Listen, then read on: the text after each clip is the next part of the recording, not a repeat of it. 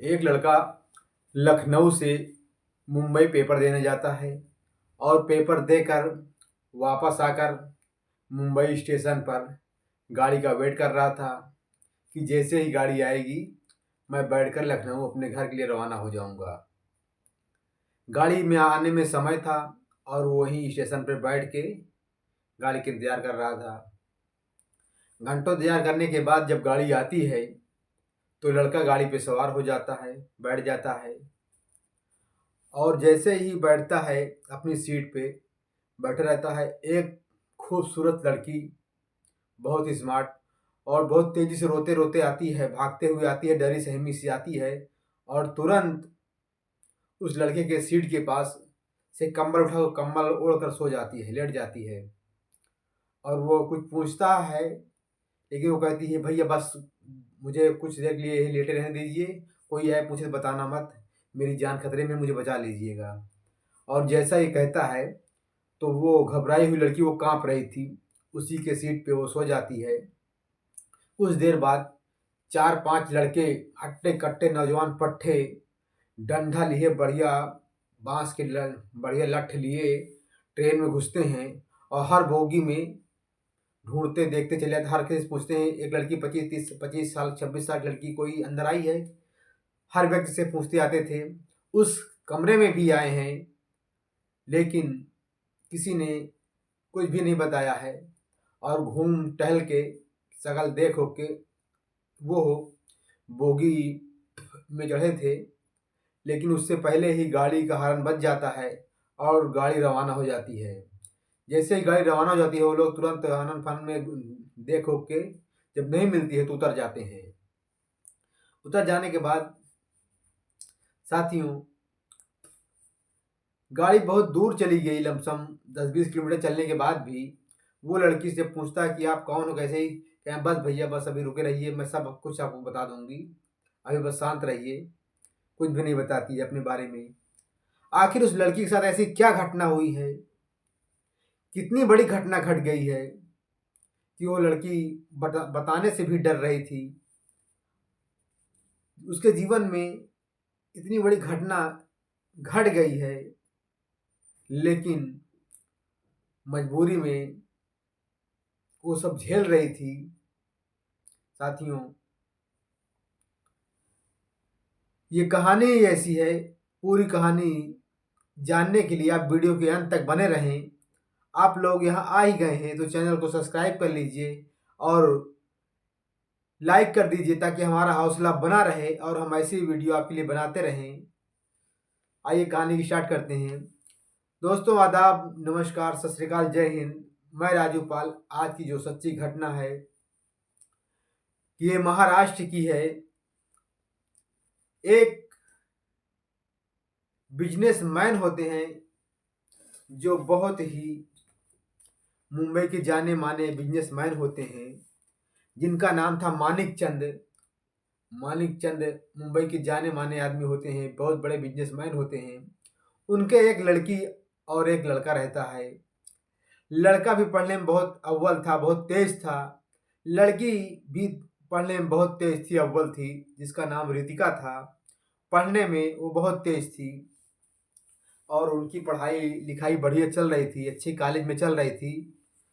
दोस्तों शाम का समय था, वो अपने कोचिंग से वापस स्कूटी से वापस आ रही थी और इधर तेज रफ्तार से एक कार उसकी स्कूटी में टक्कर मार देती है। टक्कर मारने के बाद वो लड़की गिर जाती है। गिरने के बाद तुरंत गाड़ी रुक जाती है। गाड़ी रुक जाती है तो वहाँ भीड़ इकट्ठा हो जाती है। जब भीड़ इकट्ठा हो जाती है तो वो लोग बोलते हैं कि चलिए मैडम आपको इलाज करा देते हैं जहाँ। लेकिन उसको चोट नहीं लगी थी, हल्की फुल्की लगी थी। वो बोलती मैं ठीक हूँ, मैं ठीक हूँ, कोई बात नहीं है, मैं अपने घर चली जाऊँगी। लेकिन वो गाड़ी वाली नहीं माने, नहीं चलिए आपको हम इलाज करवा देते हैं, अस्पताल ले चलते हैं, इलाज करा देते हैं। लेकिन चलिए, सब लोग देखते रहते हैं कि अस्पताल ही ले जाएंगे, इसलिए कोई कुछ नहीं बोलता है। और वो स्कूटी वहीं पड़ी रहती है। स्कूटी लोग उठाकर खड़ी कर देते हैं बगल में और वो लड़की को अपनी कार में बैठाते हैं और लेके वहाँ से रवाना हो जाते हैं। लेकिन जब हॉस्पिटल की बात आती है तो किसी की कोई दिमाग में बात ही नहीं आती है। ना उस गाड़ी का नंबर, ना उस गाड़ी के लोग को ज़्यादा ध्यान देते, तवज्जो देते हैं। वो अपनी गाड़ी में बैठाते हैं और उस लड़की को लेकर रवाना हो जाते हैं। जब लड़की को लेकर रवाना हो जाते हैं तो लड़की कुछ ही दूर जाती है तो बोलते हैं बगल में हॉस्पिटल है, लेकिन जब हॉस्पिटल नहीं ले जाते हैं तो लड़की समझ जाती है कि शायद मेरे साथ कुछ बड़ी ही घटना घटने वाली है। वो लोग उनको तुरंत मुंह दाब लेते हैं और मुंह दाबने के बाद उनको तुरंत जो है मुंबई के एक कोठे पर उस लड़की को ले जाते हैं और वहाँ बेच देते हैं। जब वहाँ बेच देते हैं, बेचने के बाद वो लोग पैसा ऐंठ लेते हैं। पैसा लेने के बाद जो है वो लोग वहाँ से रवाना हो जाते हैं। वो लड़की बहुत रोती है, बहुत घबराती है और कहती है बार बार उस कोठे के मालकिन से कि मुझे छोड़ दीजिए, जितना पैसा आपको चाहिए मैं दे दूंगी। लेकिन वो कोठे वाली मालकिन नहीं छोड़ती है। वो बोली, जितना पैसा आपका बाप देगा उससे कहीं ज़्यादा मैं तुझसे कमाऊंगी, तुझसे मुझे मोटी रकम मिलेगी और मैं हर दिन तुझसे बढ़िया पैसे कमाऊंगी, क्योंकि तू इतनी सुंदर है और तुझसे मुंह मांगी रकम मुझे मिलेगी। लाख प्रयास करने के बाद उस लड़की को कोठे वाली नहीं छोड़ती है। इसके बाद देखते ही देखते कब साल भर गुजर जाते हैं। उस लड़की को पता भी नहीं चलता है, क्योंकि वो समझ चुकी है कि अब मेरा जीवन यही है और मुझे यहीं पे रहना है, यहीं पे खाना पीना है।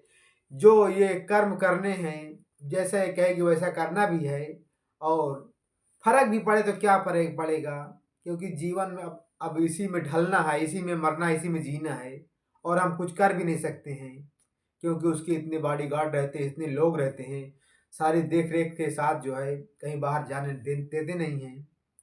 धीरे धीरे करते साल 2 साल बीत गए, 2 साल बीत गए। एक दिन अचानक उनकी तबीयत खराब हुई और उसे जांच के लिए जो है दवा इलाज कराई, लेकिन ठीक नहीं हुई। जांच के लिए उनको जो है अस्पताल ले जाना पड़ा। अस्पताल ले जाकर ये लोग छोड़ देते हैं और बेफिक्र रहते हैं कि अब ये साल 2 साल हो गए, अब कहाँ जाएगी, इसी में ढल गई है। कोई ऐसा बर्ताव भी नहीं कर रहे कि ये भाग जाएगी, लोगों को ऐसा महसूस हो। लेकिन वो लड़की जब अस्पताल ले जाते हैं तो वो लोग बैठ जाते हैं आराम से और डॉक्टर आने में कुछ देर रहती है तो वो वहाँ से तुरंत जो है चुपके से निकल लेती है और तुरंत जब अस्पताल से बाहर निकलने के बाद तुरंत टैक्सी पकड़ती है। टैक्सी से तुरंत जो है स्टेशन की तरफ रवाना हो जाती है। जब स्टेशन की तरफ रवाना हो जाती है और रवाना होने के बाद जो है जब देखती है जब कुछ देर बाद वो स्टेशन पहुंच जाती है। स्टेशन पहुंचने के बाद जब इधर वो बॉडीगार्ड देखते हैं कि अभी डॉक्टर आया आया आया, तो जब देखा कि यहाँ लड़की कोई है नहीं, किसके जांच करना है, वहाँ कोई है ही नहीं। इधर हड़कंप मच जाता है, इधर तुरंत फोन पहुंच जाता है, उस मालकिन के पास भी पहुंच जाता है कोठे वाली के। इधर इधर ये 4-5 लड़के जो है भागने लगते हैं तुरंत। आगे आकर बाहर निकल पड़ते हैं, हाँ एक लड़की बैठ के ऑटो में गई है, लेकिन किधर गई है, इधर इधर ही रोड पे गई है। तो इधर रोड कहाँ है बोलते हैं, स्टेशन की तरफ जाती है। तो लोग तुरंत 5-6 लड़के तुरंत स्टेशन की तरफ भागते हुए आते हैं और जितनी पूरे स्टेशन छान मारते हैं, लेकिन वो लड़की नहीं मिलती है। वो लड़की उसी लखनऊ जाने वाली ट्रेन में बैठ जाती है। उसको कुछ पता नहीं रहता कहाँ जाएगी कहाँ नहीं जाएगी। वो लड़की उसी ट्रेन में बैठ जाती है और भाग के आती है उसी लड़के के पास जो लड़का रहता है। उसी लड़के के पास आकर चद्दर ओढ़ के बैठ जाती है और अपनी सारा वाक़या बताने के बाद, भैया मुझे बचा लीजिए, मेरी ज़िंदगी तबाह हो गई है और मैं यहाँ भाग के आया हूँ, मेरे पीछे कुछ गुंडे पड़े हैं, मुझे मार डालेंगे।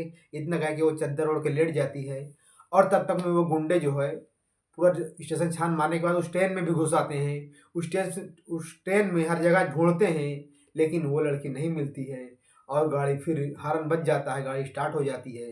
लास्ट में वो सबसे पूछने के बाद जो है नहीं मिलती तो उतर जाते हैं। उतरने के बाद वो बहुत प्रयास करते हैं, लेकिन वो लड़की अब जा चुकी थी, उसके हाथ से निकल चुकी थी। और वो फिर धीरे धीरे जब गाड़ी आगे बढ़ती गई, बहुत दूर 50 किलोमीटर दूर निकल गई, तो लड़का धीरे से बोलता है, मैडम जी आप कहाँ से हैं और आप कहाँ जाएंगी, क्या दिक्कत है आपको। तो बोलती, भैया बस शांत रहिए, मैं सब कुछ आपको बता दूंगी, लेकिन अभी आप शांत रहिए। जब गाड़ी कम से कम 500 किलोमीटर दूर पहुंच जाती है, पूरी जो है शाम का समय था और जब रात हो जाती है, आधी रात बीत जाती है, तब लड़की को कुछ तसल्ली मिलती है कि हम लोग बहुत दूर आ चुके हैं।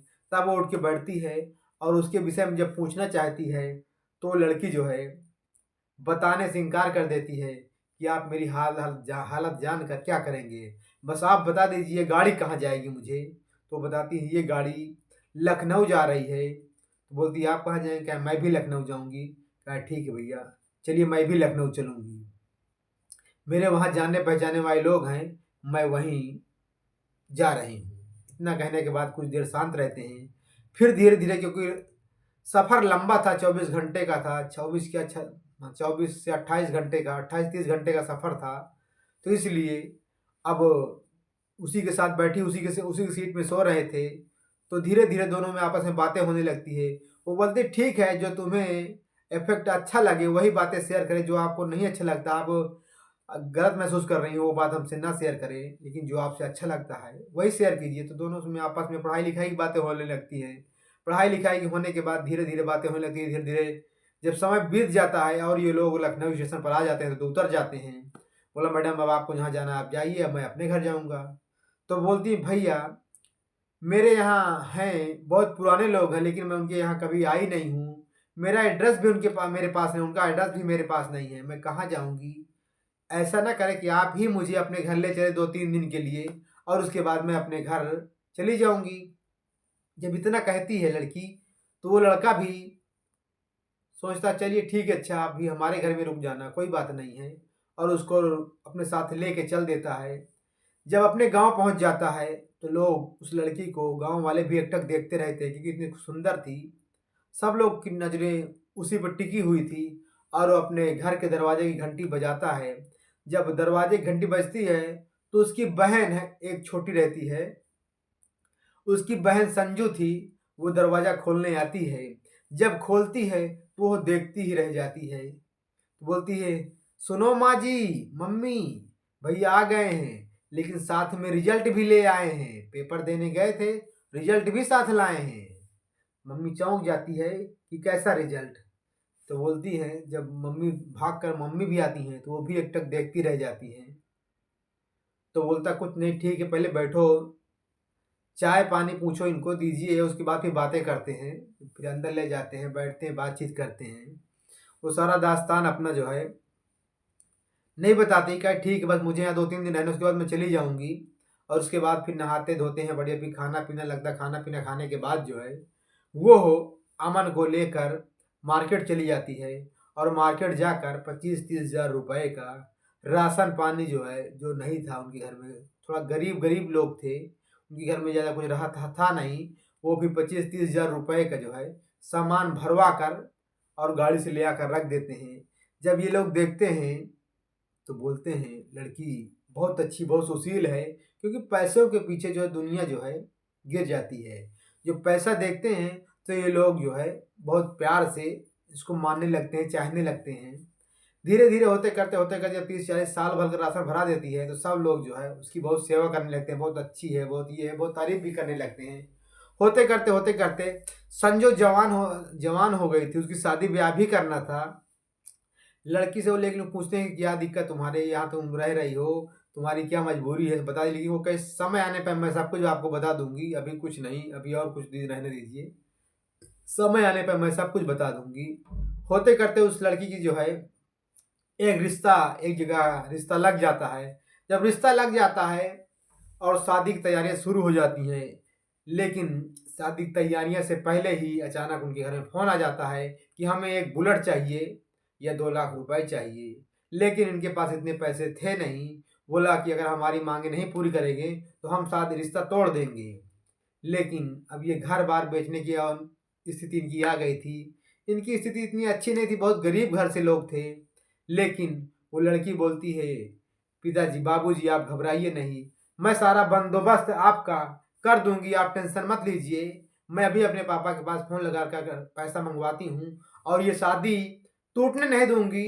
संजू मेरी बहन जैसी है, तो इसलिए मुझसे जो बन पड़ेगा मैं करूँगी। और वह तुरंत अपने पापा के पास पहली बार अमन के मोबाइल से फ़ोन लगाती है। जब फ़ोन लगाती है तो बेटी की आवाज़ सुनकर पिता भी रोने लगते हैं, इधर बेटी भी रोने लगती है। तो उन्होंने कहा बेटी हमने आपको हर जगह खोजा है, कई जगह कंप्लेन भी लिखवाया है, लेकिन हमें विश्वास ये हो गया था कि हमारी बेटी इस दुनिया में शायद नहीं है, इसलिए हम थक हार चुके थे। लेकिन बेटी तुम कैसी हो, कहाँ हो, बताओ हमको, हम आपसे मिलना चाहते हैं, वीडियो कॉलिंग बात करना चाहते हैं। तो बोलता है ठीक है पापा जी, आप इस नंबर पर लगाइए, वीडियो कॉल बात कर दें। बात करने के बाद बोलते हैं ठीक है पापा जी, मैं आपको सारी दास्तान सब कुछ बता दूंगी, लेकिन अभी समय नहीं है, मुझे कुछ पैसों की सख्त ज़रूरत है और आप मुझे वो पैसे भिजवा दीजिएगा। पापा कहते हैं नंबर बताओ बेटी, मैं अभी तुम्हें ट्रांसफ़र करता हूँ। बोला 5 लाख ट्रांसफ़र करना है, और वो अमन का जो है खाता का नंबर देते हैं। अमन के खाते में 5 लाख रुपए तुरंत आ जाते हैं। जब 5 लाख रुपए तुरंत आ जाते हैं, उसके बाद 2 लाख रुपए उनके ससुराल वालों को भेज दिया जाता है, और 3 लाख बचे होते हैं। वो शादी की तैयारियों में लग जाते हैं, और उसके बाद फिर बोलती है रितिका कि मैं इस संजू की शादी में जितना हो सके गहना मैं अपनी तरफ से बनवाऊंगी, और इतना गहना बनवाऊंगी कि पूरे गांव के लोग देखते रह जाएंगे। पूरे गांव में आज तक किसी के पास इतना गहना नहीं होगा जितना गहना हमारी संजू के पास होगा, हमारी छोटी बहन के पास होगा। इतना कहने के बाद उनके माता पिता रोने लगते हैं, बोलते हैं हे देवी, आप धन्य हो। आप अगर इस न होती आज हमारे घर में, तो शायद हमारी लड़की की शादी नहीं हो पाती। हम उनकी डिमांड नहीं पूरी कर पाते, तो हमारी लड़की की शादी टूट जाती। आप वाकई में सब सचमुच देवी हैं। हम आपकी चरण छूना चाहते हैं। कहीं नहीं बाबूजी, ये तो मेरा फर्ज है, इंसानियत का ये धर्म है। जो जो इंसान इंसान काम ना आए वो कैसा इंसान है। ये मेरी छोटी बहन है, इतना इतना तो मेरा फर्ज बनता है। जो कुछ मुझसे हो सका मैं करूँगी।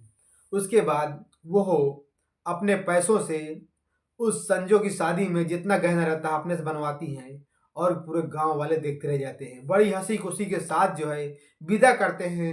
संजू रितिका की तरफ देख कर झरझर झरझर उसकी आंखों से आंसू निकल रहे थे। वो देख रही थी कि शायद बहन अगर आज नहीं होती, आप नहीं होती, तो मेरी शादी टूट जाती। मैं आपका शुक्रिया कैसे अदा कर पाऊंगी। उसके माता पिता भी लड़की विदा होने के बाद सब लोग रो रहे थे कि अगर आप नहीं होती, तो शायद हम इस अपनी बेटी की शादी भी नहीं कर पाते, क्योंकि हमारे पास इतने पैसे थे नहीं। तो आप ही सचमुच भगवान हैं। हम आपका एहसान कभी भी नहीं भुला पाएंगे। हम कैसे अपना कर्ज उतार पाएंगे। बोला कोई बात नहीं बाबूजी, जितना हमसे हो सका हमने किया है, ठीक है। समय बीतता गया। दोनों में, अमन में और रितिका में प्यार हो गया।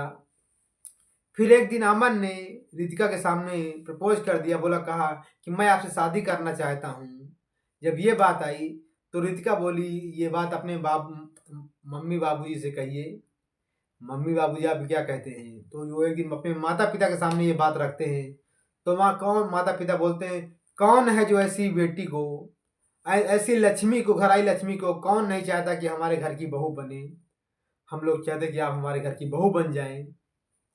लेकिन वो लड़की कहती है ठीक है ये रिश्ता हमें मंजूर है, लेकिन हमारे ऊपर जो बीती है, जो हमारे ऊपर कठिनाई हुई, जो घटना हमारे साथ हुई है, आप लोग जान जाएंगे तो शायद शादी नहीं करेंगे। बोला क्या घटना हुई है, आप क्यों नहीं बता रही, बताइए आखिर हुआ क्या है।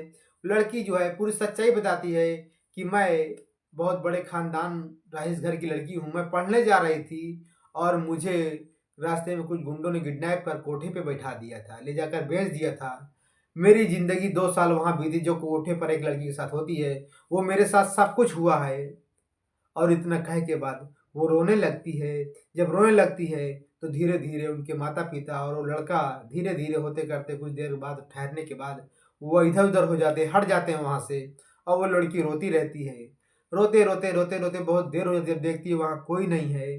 वो समझ जाती है कि अब यहाँ मेरा रहना ठीक नहीं है, क्योंकि इन लोगों को ये रिश्ता मंज़ूर नहीं है, और ये हमें अपनी बहू जान गए क्यों बनाएँगे हमें अपना बहू।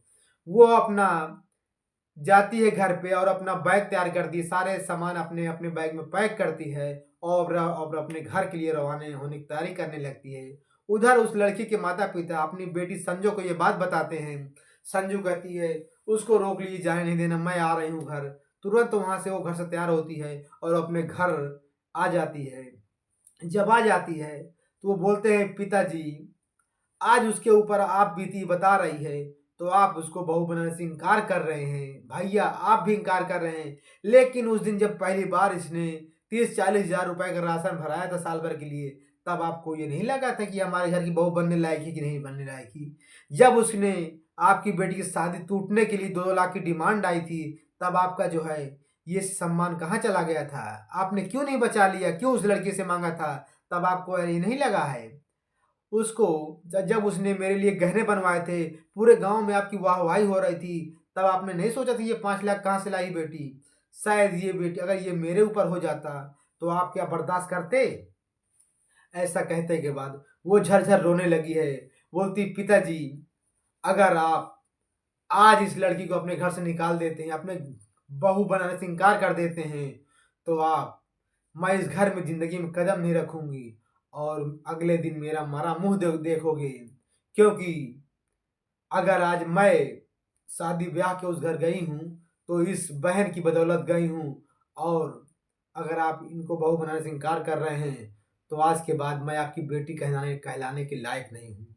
इतना कहने के बाद वो भी रोने लगती है, वो अपने कमरे में भाग के जाती है, कमरे में दरवाज़ा बंद कर रोने लगती है। उधर उसका भाई सब सुनकर सोचता है कि ठीक है बहन, तुमने सही कहा, तुमने हमारी आँखें खोल दी है। जिस समय इन्होंने मदद हमारी की थी, उस समय हमें ये लड़की अच्छी या बुरी नहीं लगी थी और आज इसके ऊपर जो आप विधि बता रहे तो हमें गंदी लग रही है। मैं क्षमा चाहता हूँ, हम लोग भटक गए थे। शायद हमें अब एहसास हो गया है, हम ऐसी गलती कभी नहीं करेंगे। हमारे घर की यही बहू बनेगी। लेकिन वो कह रही, ठहरो, अभी नहीं। इस घर की बहू मैं तब बनूंगी जब इस पूरे गांव में सबसे ऊंची हवेली तुम्हारी होगी। लेकिन वो लड़का बोलता कि हमारे पास इतने पैसे है नहीं है। बोलता पैसे का बंदोबस्त मैं करूंगी और मैं घर भी महल भी बनवाऊंगी इस गांव में। और अपने पापा के पास फोन करती है, फिर लड़की 25 लाख रुपए फिर मंगवाती है तुरंत। और पापा उसके तुरंत पैसे भेज देते हैं, क्योंकि वो बिजनेसमैन बहुत बड़ा आदमी थे। उनको पैसों की क्या ज़रूरत इतनी होगी, एक लड़का एक लड़की थी, तो इसलिए उनकी हर डिमांड पूरी कर देते। और इतनी बड़ी महल बनवा देती है गाँव में, 25 लाख 30 लाख रुपए लगा कर बढ़िया महल बना देते हैं।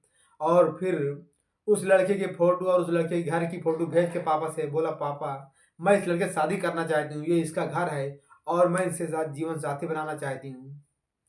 पापा कहते हैं, हमें कोई बात नहीं बेटी, अगर तुम्हें राजी खुशी से रहना चाहती हो, तुम अपना घर बसा लो, हमें कोई दिक्कत नहीं है। फिर दोनों की शादी ब्याह हो जाते हैं, दोनों बढ़िया से रहने लगते हैं। दोस्तों, इस कहानी से तुम्हें क्या तात्पर्य मिला है, जीवन में आपको क्या सीख मिली है, आप लोग कमेंट करके ज़रूर बताएं। कहानी कैसी लगी, अच्छी लगी हो तो लाइक शेयर ज़रूर करें। आप सभी का धन्यवाद। आपका दिन शुभ हो। जय हिंद।